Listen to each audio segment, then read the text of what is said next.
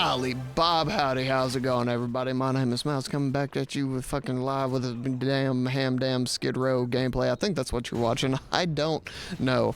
I wanted to yap more about the alive internet theory and dead internet theory thing that I was kind of hitting around in my last video. It ended up coming off as just me sucking Mr. Beast's dick for 20 minutes, for real. I wanted to elaborate exactly what dead internet theory is and what alive internet theory is, and how it's sort of changing the way that I view and feel about the internet and content and making content. And it ties into me turning 30 this year, and I'm feeling a lot of things, and I'm going to try to take those feelings and attack you with them so that you can feel how I feel, which is weird all the time. What is dead internet theory? I started discovering this whole train of thought when I started seeing comments on people's weird off-the-cuff videos, and they would say, oh, this is alive internet theory. Alive internet theory rings true. And I was like, all right, what's that? And I had heard of dead internet theory before, but I never really engaged with the idea of it because it wasn't about my job or full-time occupation or bills or wife or kid or Rocket League. So anything outside of that actually has a really hard time of entering into my brain. If it's not one of those things, it's going in one ear and out the other. But I started really noticing that I engage in a lot of content that people comment alive internet theory for. And I was like, all right, what's the pattern? Gotta know, gotta dig into it. What is this? Why do I enjoy this? Can I incorporate this into my own content? What is going on? So for those of you that don't know, and I'm sure probably everybody's more knowledgeable about this topic than me, the guy with the microphone, but for somebody who might stumble ass backwards into this video, what the dead internet theory is basically what it reminds me of the most, what it rings true with the most for me is go on Facebook, scroll 2 posts down to where you're not seeing your friends post anymore, and there'll just be a random account posting random AI slop, and then you look and there's 100,000 million gigatrillion comments on the dumbest post you've ever seen, and you look in the comments and those comments are just even somehow dumber than the video that you just watched. And you start to scroll up and down a little bit, and then you come to the grim realization that these are all bots. They got you. You're in the comments right now. You're reading this shit. It's going into your brain. It's being processed by your nervous system. You might even react to a comment. You might comment on somebody else's comment. They got your ass. That is what the dead internet theory is the idea that a lot of internet traffic and activity is not ran by humans anymore. It is bots, AI, LLMs, it is the Chinese. It is a big part of it. Russian and Chinese spam accounts. I love X right now because there is an unbelievable amount of accounts on that website that have a Greek statue profile picture, and they will be saying some of the most America first talking points and everything, most pro-Christian. Actually, they won't touch that. It won't be necessarily Christian. It'll be very patriotic and borderline white supremacist stuff, but then you check where the account originates from, and it's India. That is the funniest feature that was ever put. Elon Musk, a lot of people like to say Elon Musk is not funny. That is the funniest thing anybody has ever done with a social media account, is being able to basically IP track where these people's accounts are from. So this is what dead internet theory, that's the vibe of dead internet theory, is that you're not getting content from people. The reason the internet was invented, from my point of view, was to see what people in their basement were thinking about COD 4. in commentary form, but now you're not getting real people. It's astroturfed. And, you know, the validity of this claim, how rampant it is, it's definitely a conversation that's happening. It's not set in stone yet. There's a lot of information on it. There are people, there are negotiation. I'm not claiming to have the answers on how exactly valid this is. I'm not here to argue one side or the other. I am here to explain a vibe that I'm getting. A lot of people consider dead internet theory to be evil and bad, and I believe that is true because it is nothing but a attention grab, stealing people's attention, hacking their brain to make them waste as much time that they have out of their precious life as humanly imaginable to make the advertisers and the shareholders happy. And one thing we don't do on this channel is disparage the shareholders, bro. If I see anybody talking shit about the shareholders, I'm gonna fuck them up. One thing about me that people always say is like, hey, if Mouse sees a shareholder, he's gonna suck his peen. No, I don't like this. And I inherently don't like this, and it's not even that I'm choosing to take a stance on dead internet or a live internet, but what I can say is that I naturally gravitate to videos that people categorize as being a live internet theory pilled. And what that is like, you've seen these random videos that pop up on your YouTube homepage where it'll be like a guy on his back porch in a suit speed running 2 beers and like a pack of cigarettes. That's the kind of content that I'm watching. So it's like not even that much more wholesome or substantial or substantive or filling. My soul isn't being replenished by the live internet theory videos that I'm watching for the most part. Because there are here's what I mean when I say alive internet theory videos and content. It is content that is not optimized for the algorithm, because when you hear me say dead internet theory, bots everywhere, AI is taking over everything, you assume it's not human. But what I'm feeling is that, and I think a lot of people connect with this sentiment, is that it doesn't have to be AI for the video or art to come off as an AI. And that's why I made the connection between dead internet theory and the Mr. Beastification of YouTube and Twitter and everything content related, is because humans can create AI art. It can't go the other way around, but humans, for example, people who copied Mr. Beast, that could be done by an AI. Those videos, their personality, their editing, everything could be done by an app. And a lot of people know the type of videos that I'm talking about, where like the person didn't want to make the video. They did market research on what the best video, how this video would perform. They did niche research to see what's being done, how they could do it better. They're going for numbers, and basically they are making a video. They've moneyballed the video experience. They had they don't give a fuck about the actual content of the video. They are specifically trying to make the numbers happy, which is not a new thing. People have been doing that all the time. I don't even disparage. I don't talk disparage. That's 3 syllables, brother. I'm not talking shit on those guys, because I would do the same thing. I would absolutely do the same thing. You think I like working a full-time job, bro? No.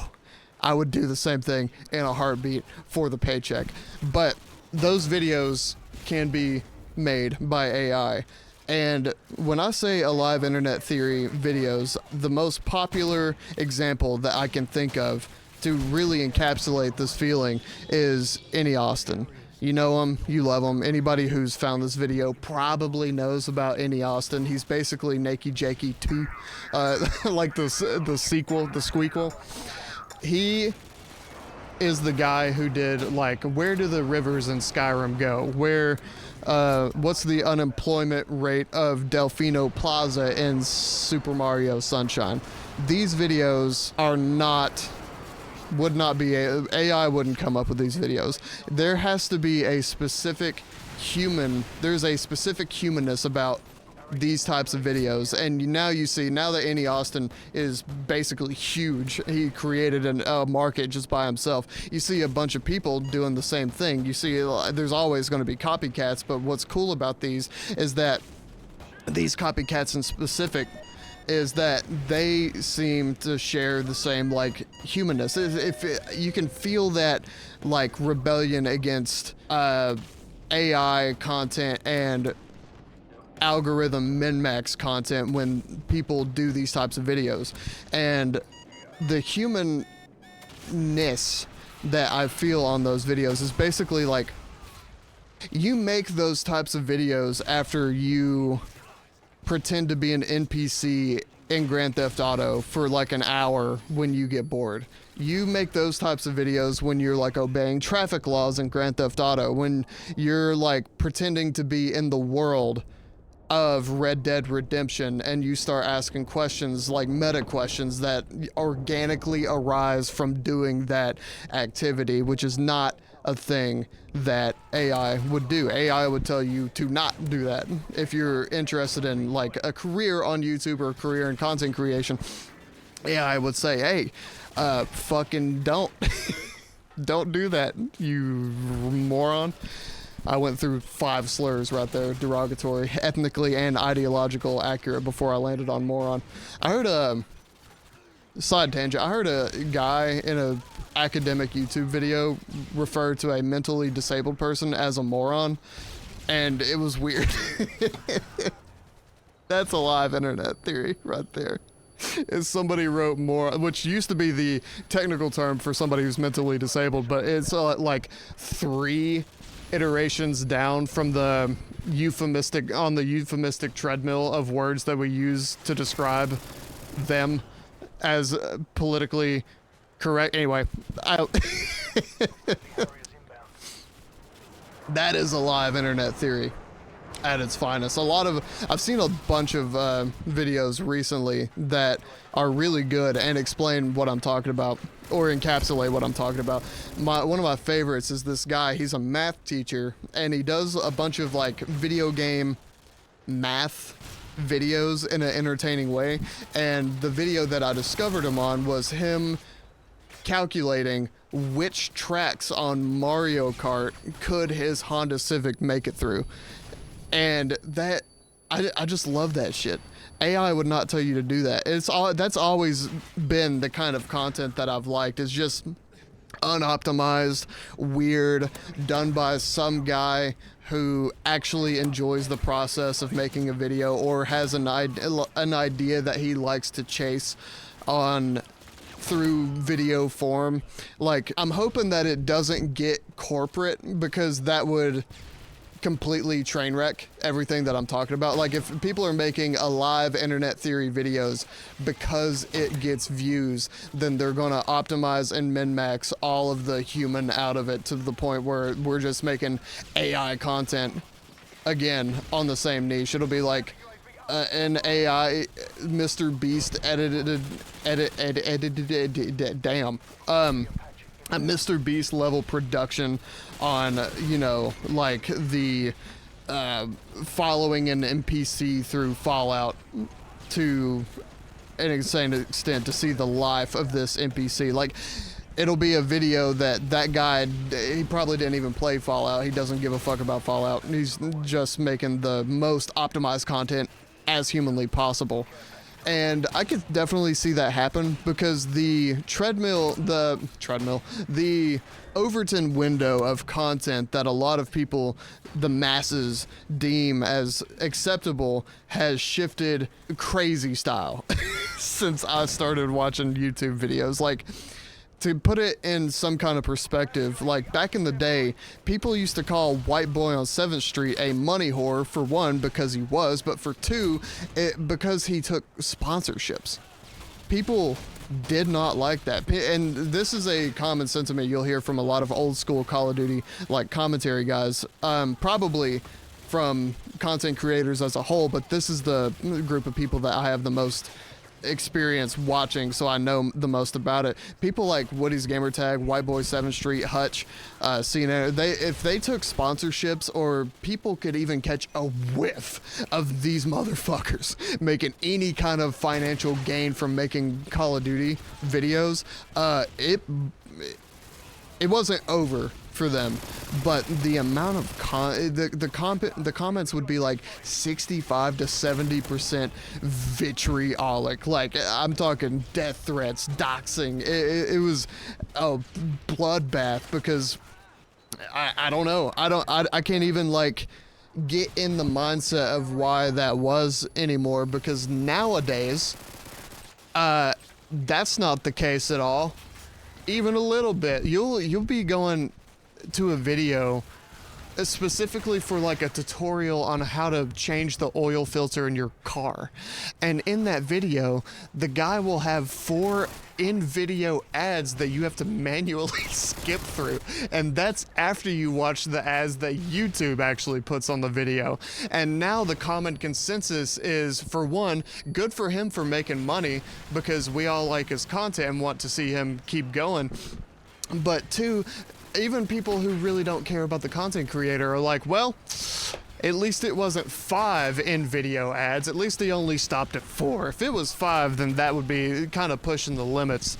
And the Patreon thing back in the day, Patreon now is almost like a respected thing, in quotation marks. Content creators as a whole are panhandlers, but sophisticated panhandlers that have a skill set. They are skilled panhandlers, and I aspire to be one day. But with the Patreon thing, what was Patreon called before it was like Patreon? It's like OnlyFans or something. I don't think it wasn't that. It was something. I can't remember what Patreon used to have a different name, or it was a different company doing the same thing.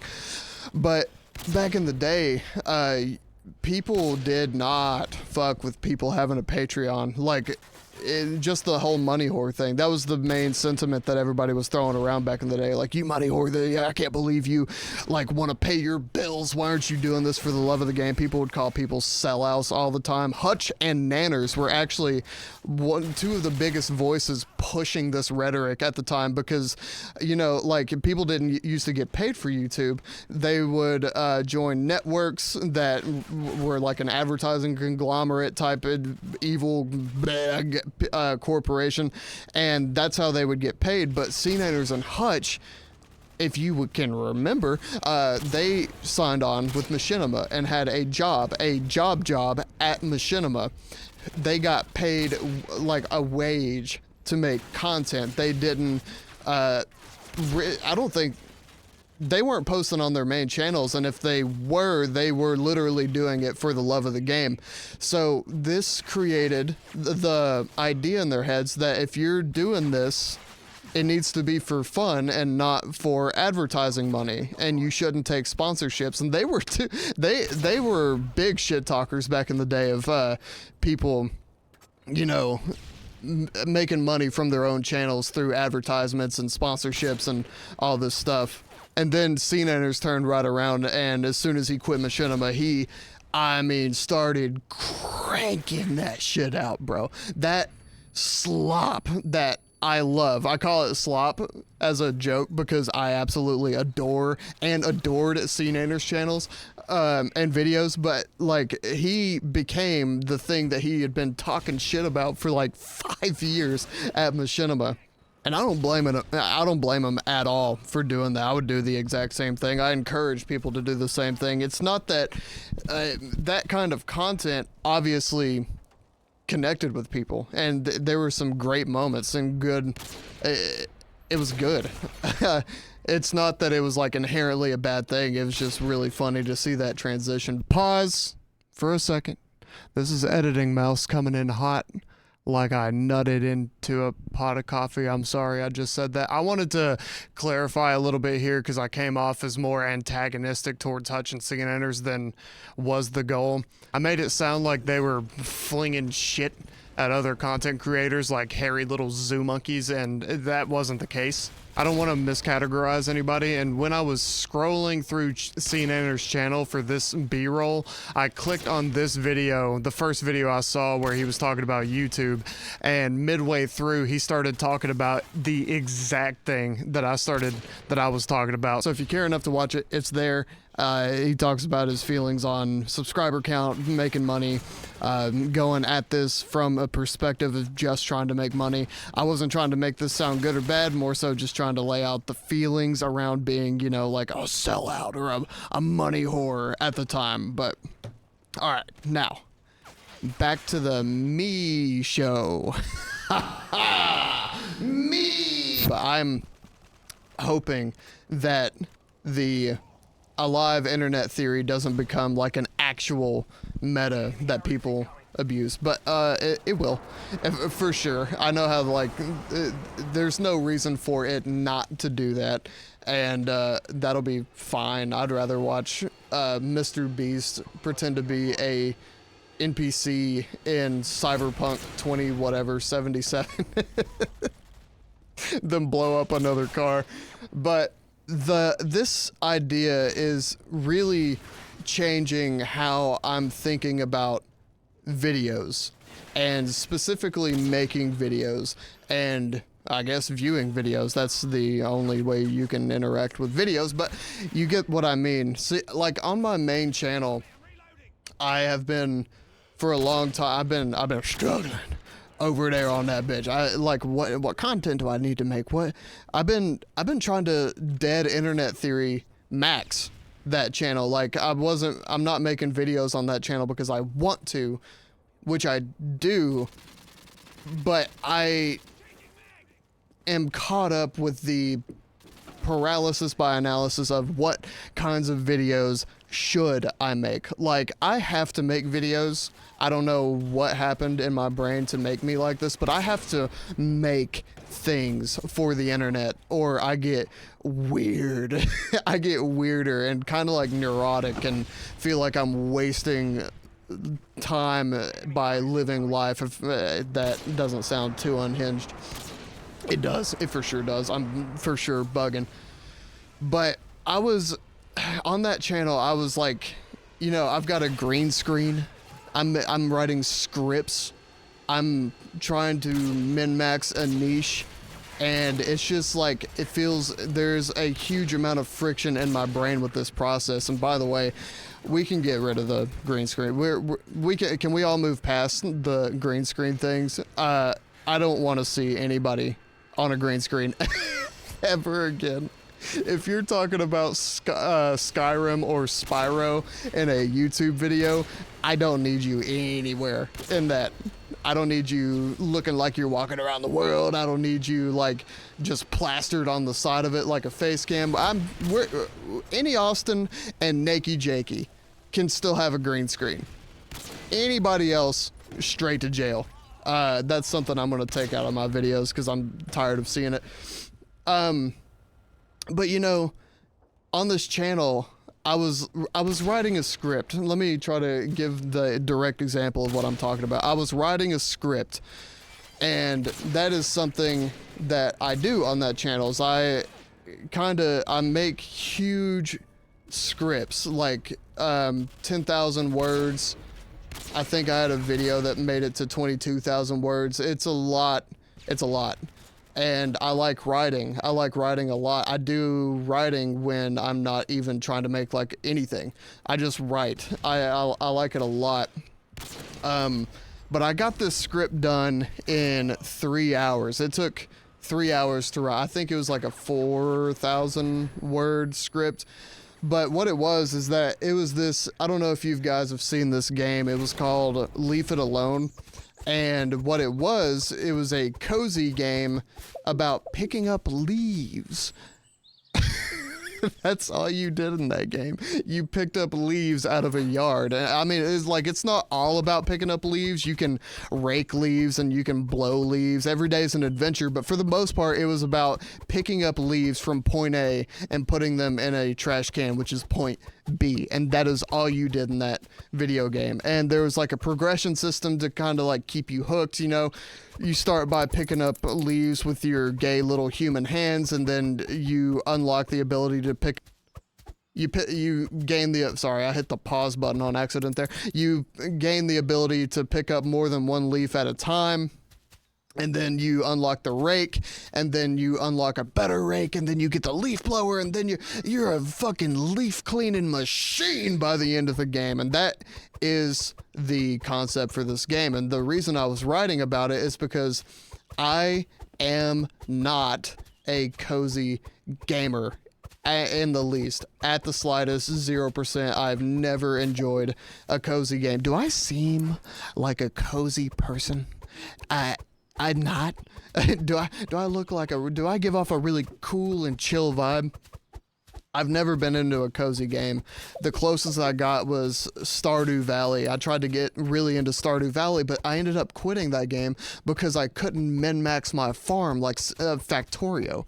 I was trying to Factorio out on Stardew Valley, and you can do that to a certain extent in Stardew, but then at that point, go play Factorio. Those are my cozy games. It's games like Factorio where it's just numbers getting bigger. Typically, I like games that jack my blood pressure up to numbers that make my doctor surprised every time that I go in there, where he's like, what the fuck? How is your blood pressure that high? And I'm like, dude, it was the same. It's the same today as it was last year. And I'm not going to take any steps in my life to prevent this in the future. So, hey, maybe be more prepared for this number next time, dummy, idiot. Cozy games are not the types of games that I typically enjoy. And up until recently, progression games I wasn't a big fan of either. I liked games like Rocket League and CSGO and Sea of Thieves, where you start the game out with a certain set of, you know, like gear and equipment and guns and whatever, and then on your millionth game you still have the same gear. You don't have any inherent in-game advantages over on your a millionth game than you did on your first. I've always liked that.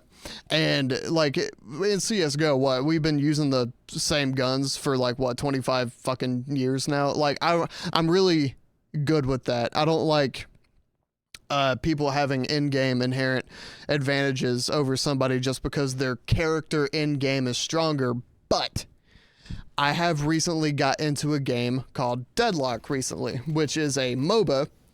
And I mean, it's like a very mechanical, depthy, skill-based MOBA where you don't technically have any in-game inherent advantages over the enemy team unless you farm faster and get more souls than the enemy team. And then your character does become stronger than the enemy team inherently. And then you can hate crime people. And I really clicked with that. And so basically, this video that I was making was that.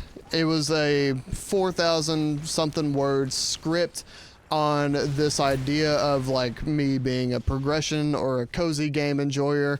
And then like it was written in stone before it actually happened. It was written in the prophecy that this was going to happen. I opened X and I saw a meme, a deep fried meme that somebody made in probably, 15, maybe 16 seconds that conveyed the idea that I was trying to convey in my script through a meme.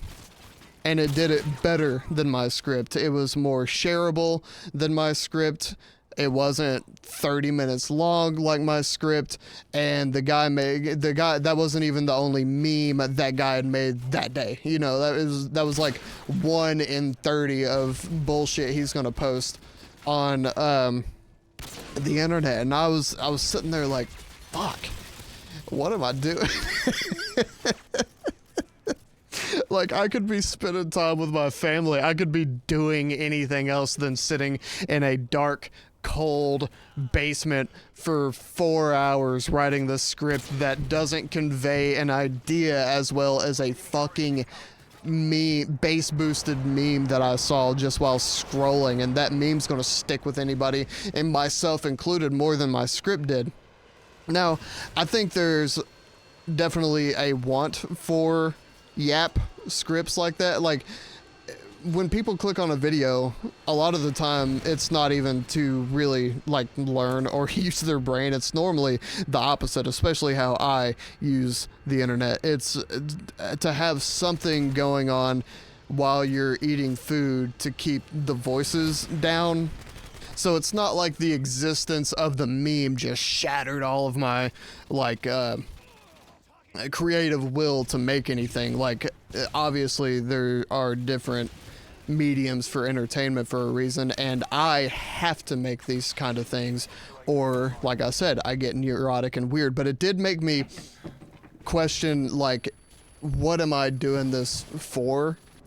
Because, like, if I'm making a video to convey a message, then why would I not just convey the message? Why wouldn't I make like a post, like a community post on YouTube, or just like a meme to really convey what I'm talking about in the most bite-sized, digestible, and shareable way to get the message across?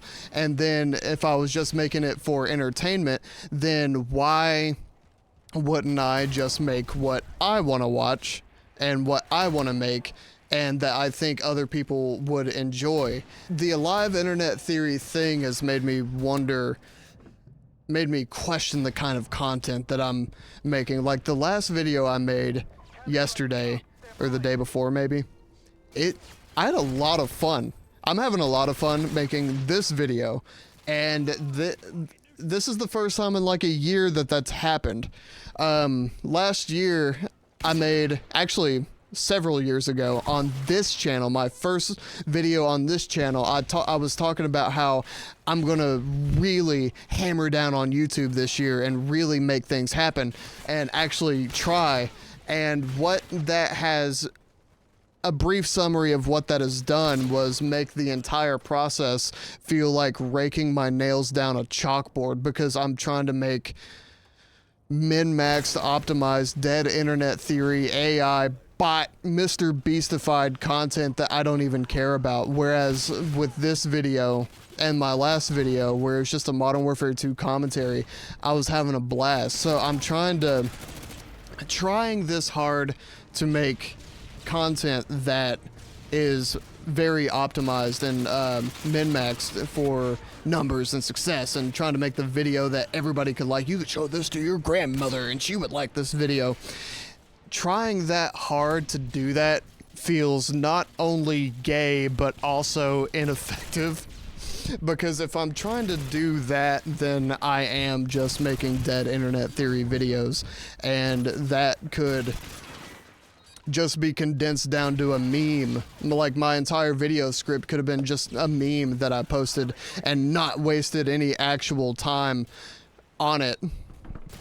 And when I min-max my videos and optimize in everything and try to make everything perfect, it feels more self-conscious than me trying to make the best product that I can. Like, I'm not having fun with these videos. I am nitpicking the fucking shit out of them to make every single little thing perfect.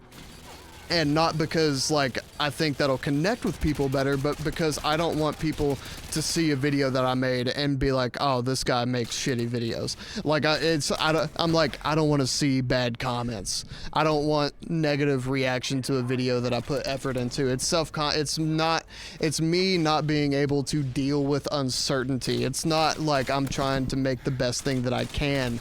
Whereas this video and my last Modern Warfare 2 commentary do feel like exactly what I want from content. Me, Alive Internet Theory, maxing and making content that I like making content that I have fun making, that I think can connect with people. And I'm trying to find the middle ground between this, me just yapping away in my basement, and me making something big that can have like music in it. I make beats.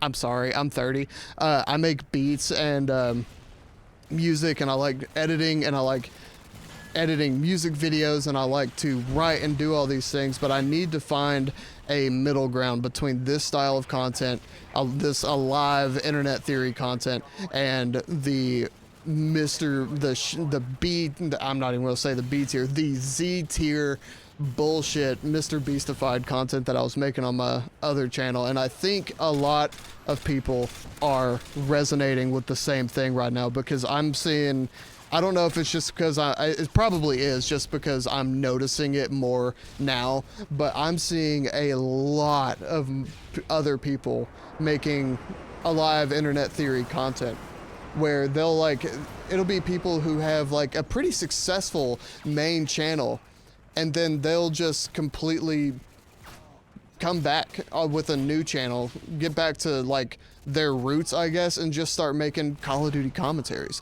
And they're like connecting with people, and it's like nice to see. It's not just Call of Duty commentaries, but I'm not going to sit here and list all the examples. It's well, I guess I will. It's the people speed running 2 beers and a cigarette. It's people in their bedroom doing a guitar cover of some meme Miku Miku song. I think it's a sentiment that a lot of people are connecting with. I hope I explained it better in this video. I gotta find the middle ground between this channel and my main channel. And I think that's a sentiment that a lot of people are connecting with, either from a viewer standpoint, where we're tired of AI slop and the high fucking attention ADHD type of content, or from a content creator's perspective, where they are kind of just sick of the noise and want to make something that they actually care about, that they think can actually connect with people in different ways. The issue is, with this video, the big issue that I need to cover soon is that I don't have an outro.